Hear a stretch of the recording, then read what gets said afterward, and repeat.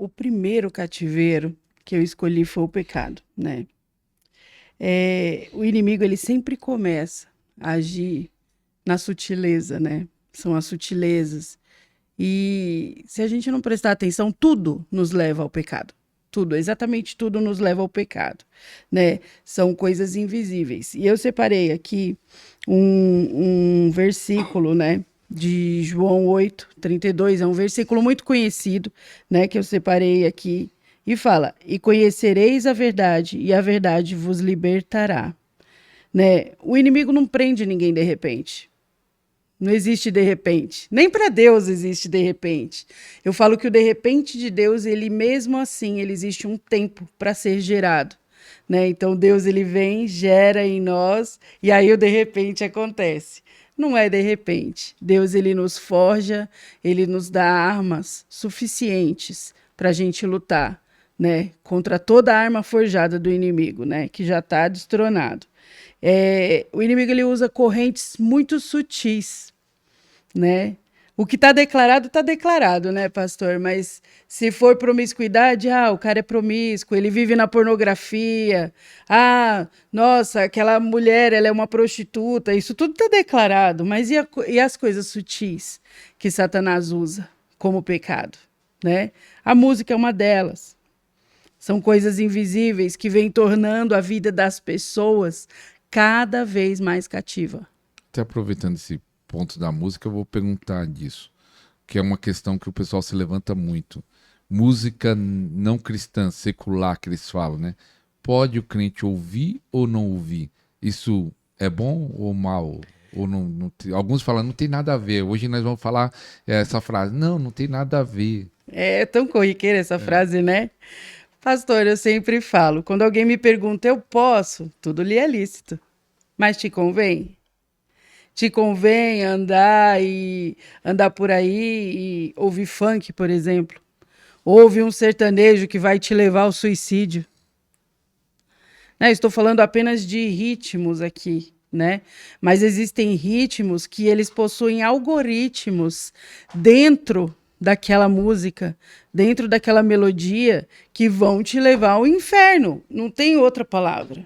São correntes sutis que vão cada vez mais te aprisionando, cada vez mais te deixando no fundo do poço.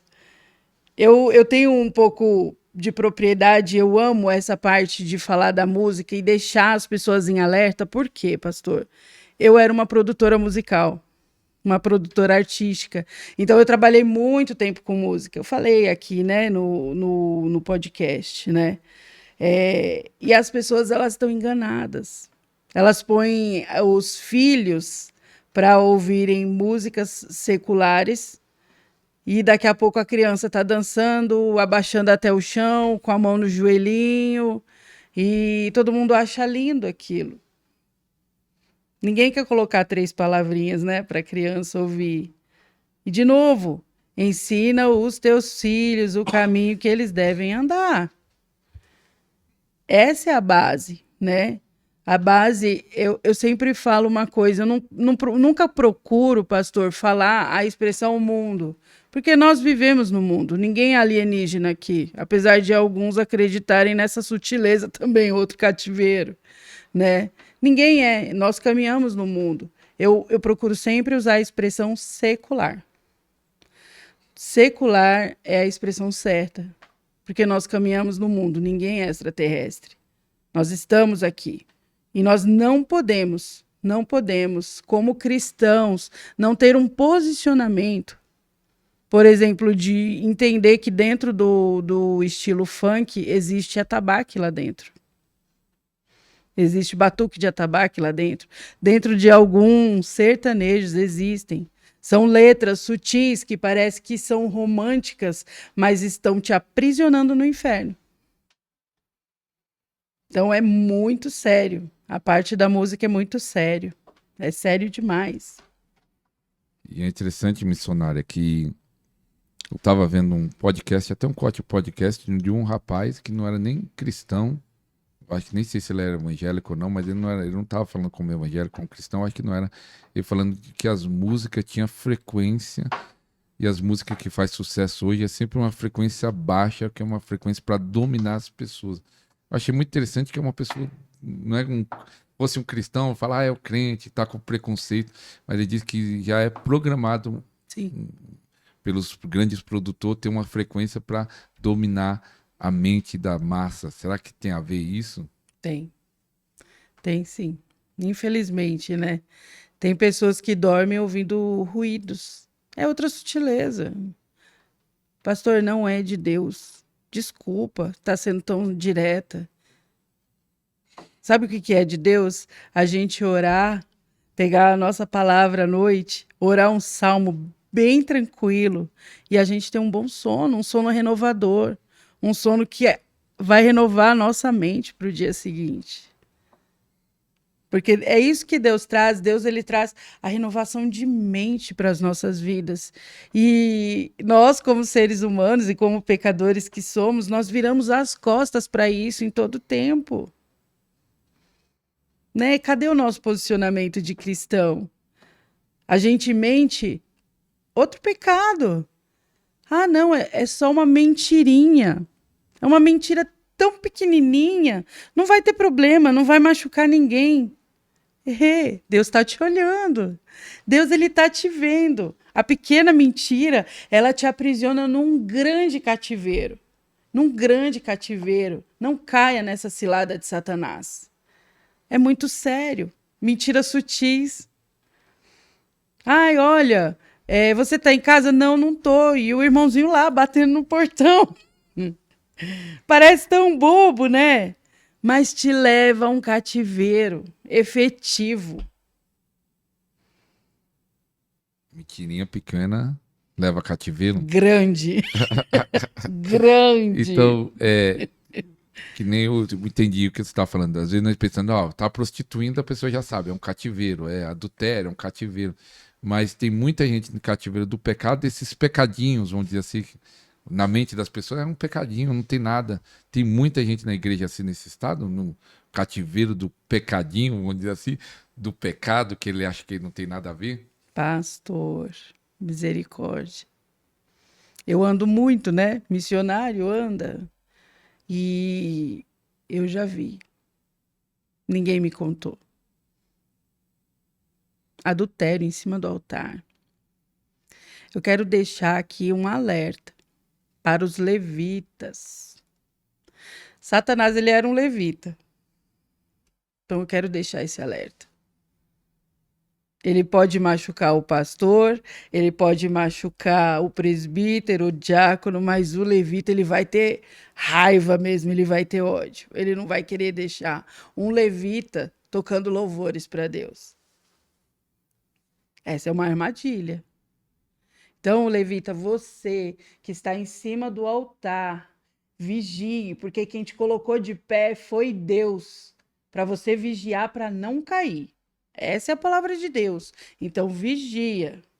Vigia. É muito sério, pastor. É muito sério, é sério demais. Tem uma outra coisa que eu gostaria de deixar aqui também, são as práticas ocultas. O que é uma prática oculta? É tudo aquilo que eu pratico sem entender, né, sem ter o entendimento de que aquilo ali está dentro do ocultismo. Por exemplo, todo dia primeiro eu vou soprar canela ali na porta da minha casa, o que vai trazer prosperidade. Meu irmão, vai trazer escassez. Isso aí é chamado de simpatias. Prática oculta. Porque todo mundo acha... Nosso país é sincretista, né? Infelizmente. Então, tudo que é prática oculta, o brasileiro, ele quer praticar. Ele quer praticar. Prática oculta. Roupa. Outra coisa séria. Roupas. Nossa, mas agora eu me tornei cristã, eu sou crente, eu vou ter que viver toda tampada. Quem tem que ver nossa beleza é o nosso marido. Ou o espelho, quando a gente olha. O vizinho não precisa ficar esperando você sair no quintal, lavando a calçada, para ver você de shortinho curto. Que cristã é você? Agora chegou num ponto interessante, missionário. E o que você acha das irmãs que tira foto de biquíni e coloca lá no status, no Instagram, no Facebook, já que entrou na parte de roupa? O que a irmã Pastor, eu acha falo. disso? Olha, eu sempre falei uma coisa.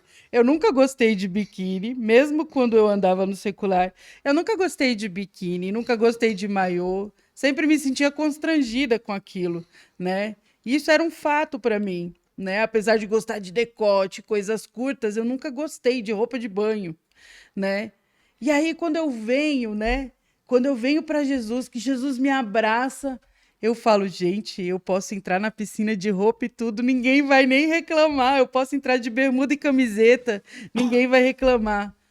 Eu tenho um posicionamento sobre isso, né? Eu creio que uma mulher cristã, ela pode ser fina, ela pode ser uma princesa, ela pode ser uma rainha, mas não precisa mostrar a beleza que mostra literalmente tudo. Não precisa, não precisa disso, né? Acho que o pessoal hoje em dia, a maioria das mulheres cristãs, elas estão levando ao pé da letra o que é rasgar a veste, né, pastor? Não era isso não, tá, gente? Rasgar as vestes é se entregar totalmente a Deus. E a gente precisa ter com respeito. De novo, né? Tudo lhe é lícito, mas nem tudo convém. A gente precisa ter um posicionamento. O verdadeiro encontro com Deus, ele vai te levar a um posicionamento cristão.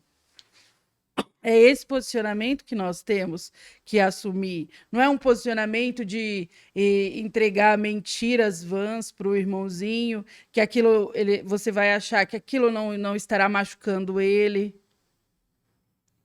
Pastor, é muito sério. É usar roupas. Se a mãe usa uma roupa curta, o que vai acontecer com o filho? É o exemplo. É o exemplo. A minha netinha é uma graça. A minha netinha, ela fica escolhendo o vestido que ela vai para a igreja todo sábado, porque o nosso culto é sábado lá, né? E ela vai escolher, ela fala: "Mãe, esse vestido aqui", ela me chama de mãe. "Mãe, esse vestido aqui eu quero. Olha esse vestido, eu vou ficar uma princesa". Porque nós devemos ensinar as nossas crianças a estarem, a caminharem com Cristo, assim como nós. Tem pessoas que o coração não está em Cristo e aí caem num pecado, caem em ciladas. Quando o pastor começou esse podcast, ele falou, e ela estava lá no fundo do poço, né? Eu estava mesmo. Quem me resgatou, ninguém jogou corda para mim. Quem foi me resgatar foi um anjo mesmo. Me pegou na ponta de uma espada e me levou assim, ó. Porque senão eu não teria saído desse cativeiro que eu estava. Qual que é a diferença de um cativeiro e uma prisão, pastor? O cativeiro, quanto que o senhor tem de altura? Vamos fazer uma brincadeira Eu tenho aqui. 1,70. Eu tenho 1,60. Eu vou te colocar numa sala sequestrado de 1,5 m por 1,5 m.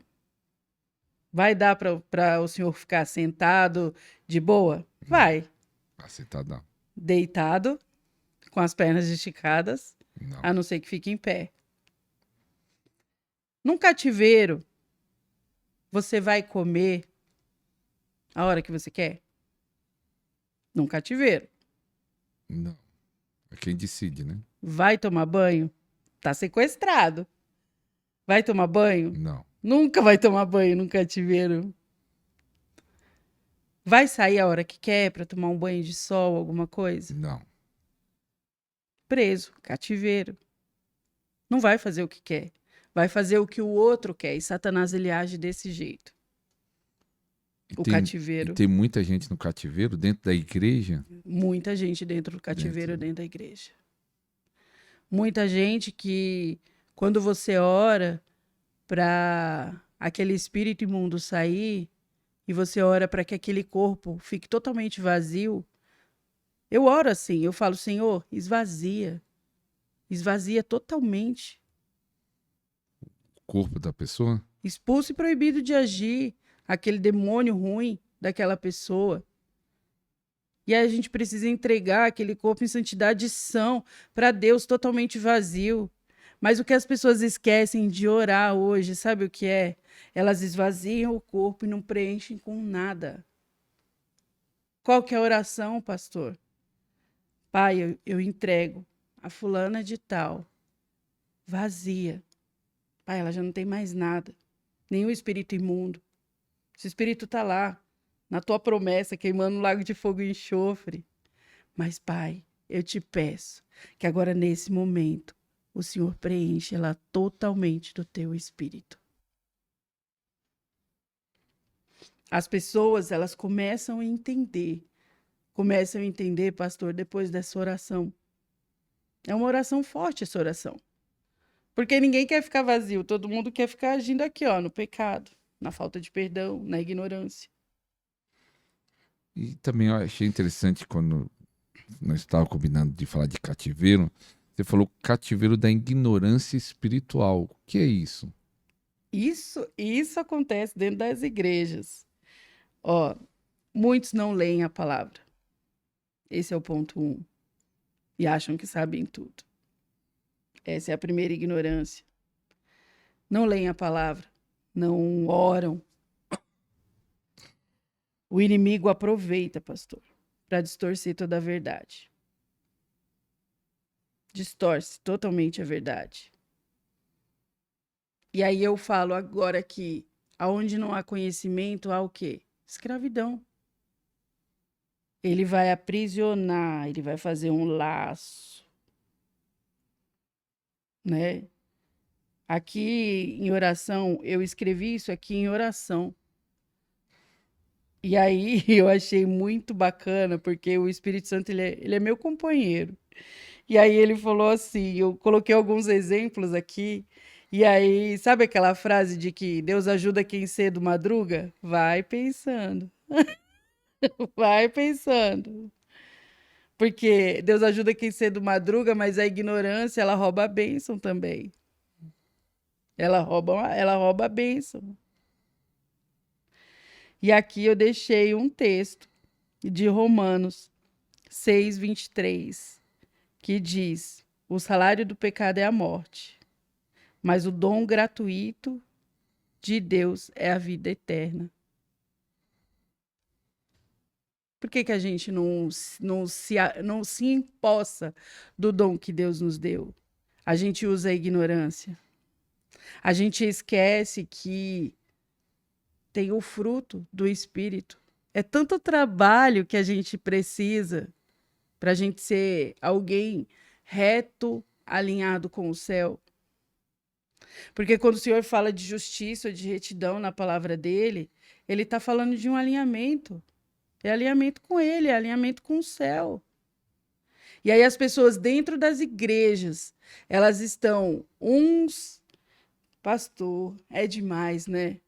O irmão falando do irmão, porque o irmão foi de chinelo, porque o irmão estava com o sapato furado, porque a Mariazinha, ela não limpou a criança dela direito, porque Mariazinha estava toda descabelada, não sabe nem se Mariazinha tinha um creme em casa para passar no cabelo.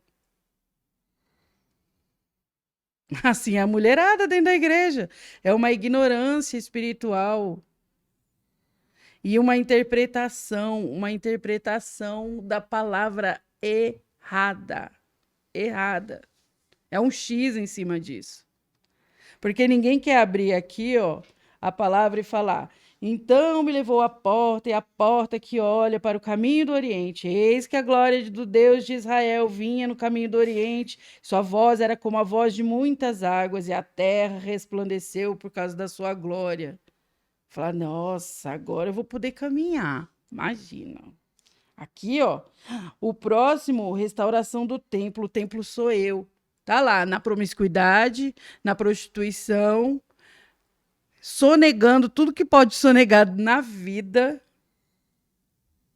E tá lá, errada, dentro da igreja. Retendo dízimo. É um ponto, né? É um ponto. E é interessante, missionária, que você falando do cativeiro da ignorância espiritual, de o pessoal não saber, muitos testemunhos de pessoas falam que através do podcast, das lives, mas principalmente do podcast que traziam vários homens e mulheres de Deus, ele fala assim, ó, tô 20 anos na igreja, tô 30 anos na igreja e o que eu tô aprendendo agora, eu não tinha, né? Era como se eu não estava aprendendo nada.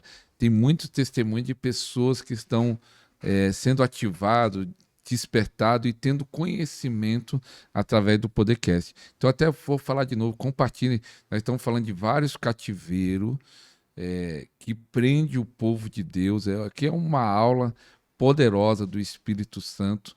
E não só isso, você vai aprender esses cativeiros e vai sair do cativeiro. Talvez você está em um cativeiro hoje e Deus vai te libertar. Talvez um familiar seu está no cativeiro, um familiar, um amigo, um irmão.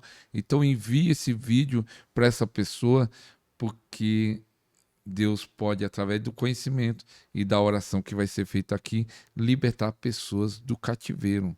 Em nome de Jesus. Amém. O povo perece por falta de conhecimento. É forte.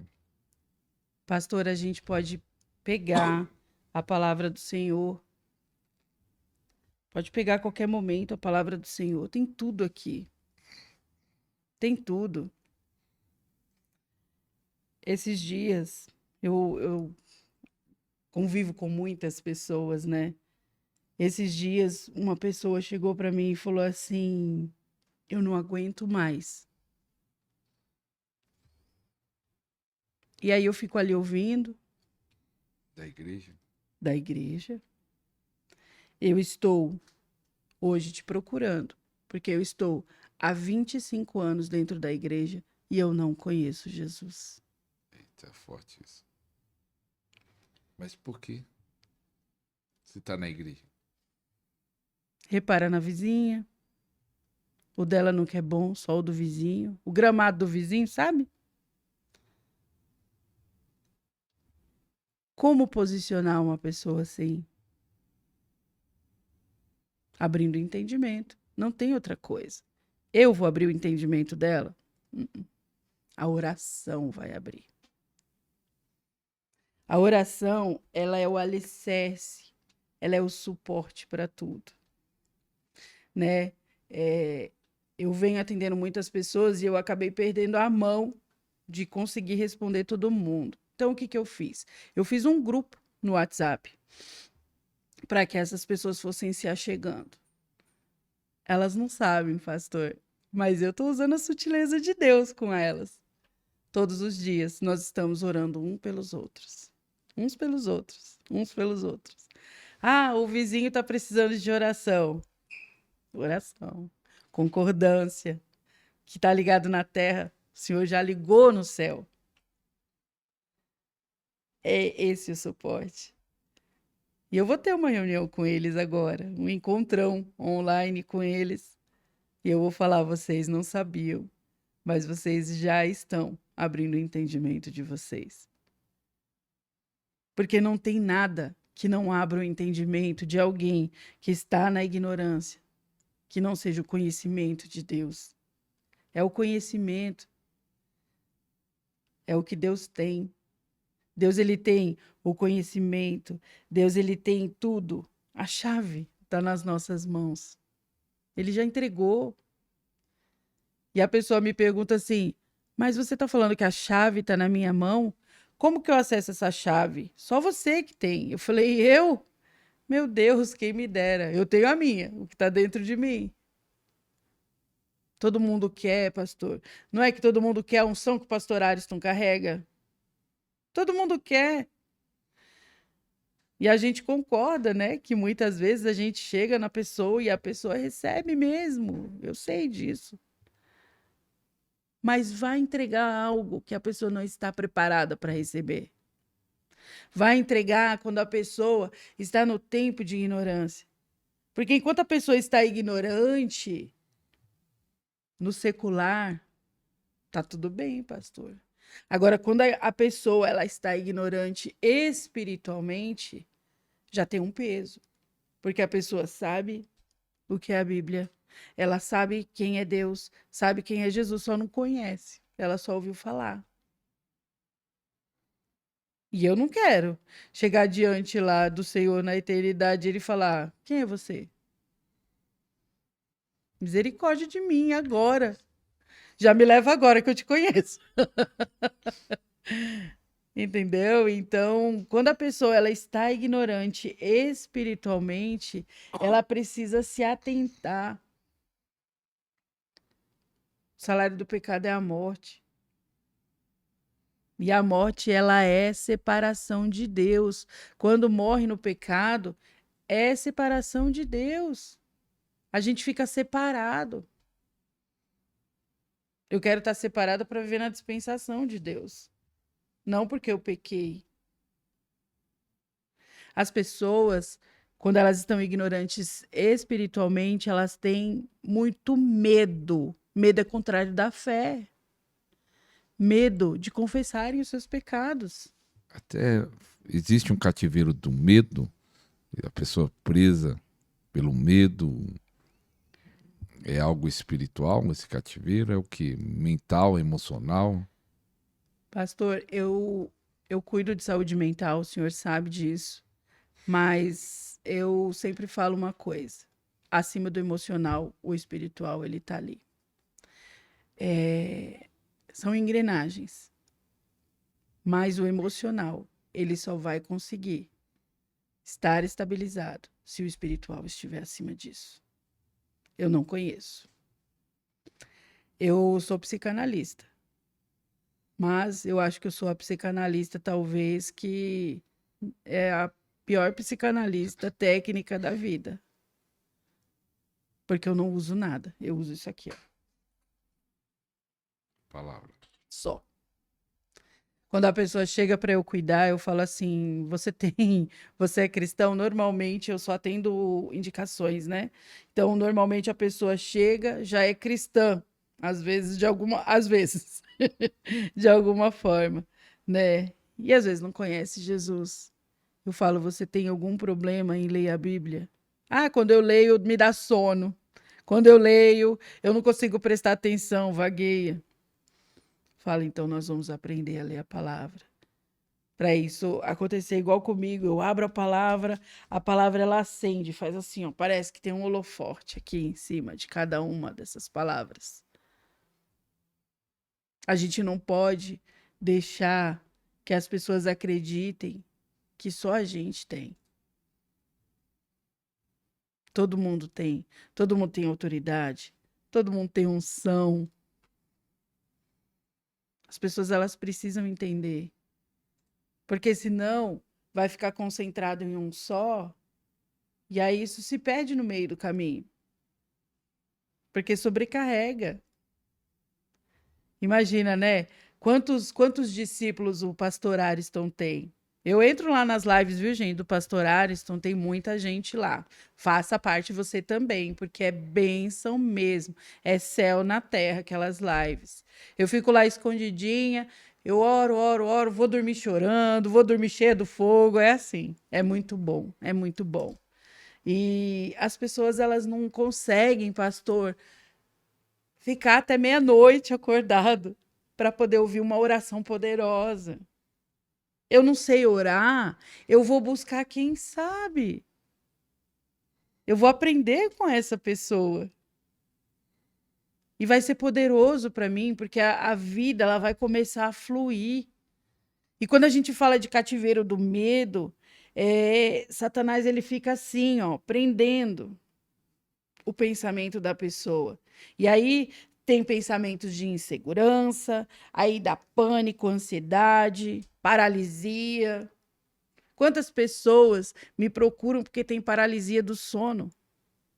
E não é paralisia do sono, não. É demônio que pega a pessoa à noite para enforcar mesmo, para fazer a pessoa não se mexer.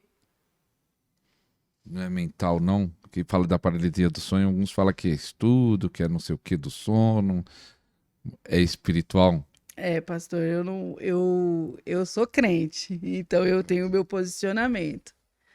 Quantas pessoas já foram curadas porque tinham essa tal paralisia do sono, que tinham essa tal ansiedade, essa tal TDAH, essa tal não sei o quê. Quantas pessoas? Quem cura é Deus. Deus, ele tem a soberania sobre tudo isso. Ansiedade, medo. Medo é o contrário da fé. Quero deixar isso frisado aqui. A fé é um dom de ação, de decisão sobre as nossas vidas. Ora, eu quero ser curada. Pastor, eu fui curada de um câncer. Eu fui curada de uma artrite reumatoide. Eu fiquei sem mexer os dedos dos meus pés por 12 anos. Você contou da cura do câncer no outro? Contou? Não. Contei, eu acho que eu contei. Contou? Eu não lembro. Eu acho que sim. E Quem fez? Quem te curou? Quem fez foi o homem, não foi. Eu coloco a minha fé em ação. A minha fé é um dom. Fé, queridos, é dom, é dom. É pó de ouro nas mãos, né? Quando a fé é ativada, tem um pozinho dourado que cai na mão, que é maravilhoso. A fé é um poder de ação na nossa vida. Por isso que a gente, quando a pessoa precisa de uma cura, a gente pergunta: você crê? Se a pessoa falar eu creio, eu não deixo nem ela falar nenhuma frase depois. Quando ela fala eu creio, eu falo, então ligo na terra para ser ligado nos céus em nome de Jesus. Porque senão não vai. Se a pessoa começa a falar em seguida, não vai. A fé, ela edifica. A fé, ela é aquela que te dá bênção. A gente não pode desconfiar de Deus. As pessoas com medo, elas desconfiam de Deus. Ah, porque Deus não faz por mim, mas faz por você. Por que faz por mim e não faz por você? E eu estava lembrando, missionário, um testemunho muito forte que aconteceu. Eu era novo convertido, nossa igreja, meu pastor era muito usado na libertação. Aí tinha uma mulher, um casal, né? Mas era mais a mulher que pediu oração, que ela tinha muito medo. E foi eu, um que era presbítero na época, eu acho que era diácono, ele que foi dirigir a oração. Aí manifestou nela, né, um espírito mau. E o presbítero perguntou: o que você está fazendo com ela? E aí o espírito mau falou assim: eu estou colocando medo. Isso quase 30 anos atrás que aconteceu isso. Eu estou colocando medo nela. Que ela tinha um medo, se fosse hoje, na época nem falava isso, a síndrome de pânico, né? Sim. Há 30 anos atrás não tinha assim, né? Síndrome de pânico. Mas se fosse consultar hoje, ela ia falar que era uma síndrome de pânico, que ela tinha medo de tudo, medo de sair na rua, medo não sei o quê. E era algo bem espiritual que manifestou e falou que estava colocando medo. E o medo impede também, uma vez eu trouxe uma mensagem, não só essa questão do espírito atacando essa mulher, de Pedro andando sobre as águas. Quando ele teve medo, ele afundou. Então, quando você tem medo, você acaba afundando. Não tenha medo, tenha fé. Fé. Tenha fé. É o que deixou Pedro andar uns passos sobre a água, a fé. A fé. Enquanto ele tinha fé, ele caminhava sobre as águas. Aí teve medo. É igual a passagem do barco, que é muito conhecida, né? A passagem do barco. Jesus está dormindo no barco. E aí vem a galerinha dos discípulos falando: meu Deus, olha o tamanho dessa tempestade. Olha o tamanho dessa tempestade. E eu faço umas ilustrações, eu falo que eu faço um teatro próprio da Bíblia na minha mente, sabe? E eu penso, se os discípulos eles estavam falando ali sobrevinha uma grande tempestade, eles eram pescadores, tinham muitos pescadores ali. Então eles sabiam, se eles estavam falando que era grande a tempestade, é porque devia ser aquela de dilúvio quase, né? Então eles falavam: meu Deus, olha só o que se aproxima, uma grande tempestade. E aí vem a tempestade, e eles falam: tá vendo, Pedro? Hoje você vai morrer, tá vendo, fulano? Hoje você vai morrer. Hoje vai ser o dia da nossa morte. Com que eles estavam ali? Medo. Medo. Hoje a gente vai morrer. E olha só, o Messias continua dormindo. Veja se pode uma coisa dessa. Ele está dormindo. E aí vai um lá, acorda, acorda, acorda. Acaso não vê que hoje é o dia da nossa morte? Hoje a gente vai morrer e você tá junto, você vai também. E aí ele levanta, eu fico imaginando. Ele deve ter colocado a mão na cintura, olhado para cada um deles e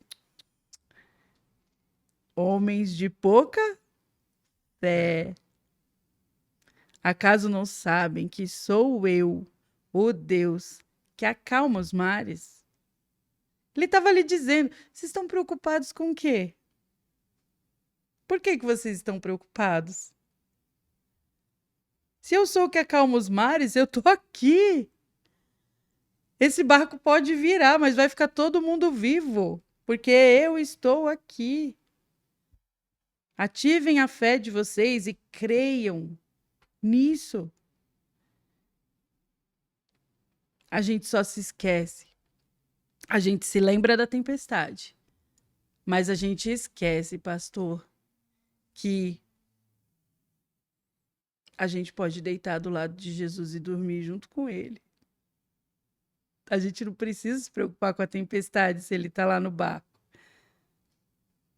Tantas tempestades eu já passei na minha vida. O que eu fiz? Depois que eu aprendi isso. Eu coloquei minha fé em ação, eu ativei a minha fé, espantei o medo e deitei do lado de Jesus, que eu não sou boba.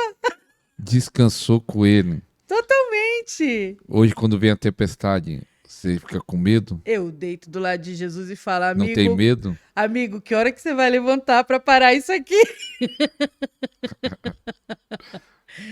Pastor, eu falo que Deus ele me curou de um medo iminente. Teve uma época da minha vida que eu passei 3 meses num quarto escuro com esse tal pânico aí. Mas era um cativeiro, era um aprisionamento. Porque eu estava totalmente possessa ali. Eu não podia sair para fora da porta onde tinha luz, porque parecia que a minha pele ia fritar. A sensação que eu tinha era essa, de queimadura. Era horrível. O medo faz isso. É forte. Então vamos ativar a nossa fé. Você vai ser livre do cativeiro do medo. Todo cativeiro que prende a sua vida, vai prestando atenção. Talvez você fale, eu tenho um problema nessa área, eu tenho nessa. Porque você vai ser livre em nome de Jesus. Esse programa é um programa especial, que vai ter mais tempo.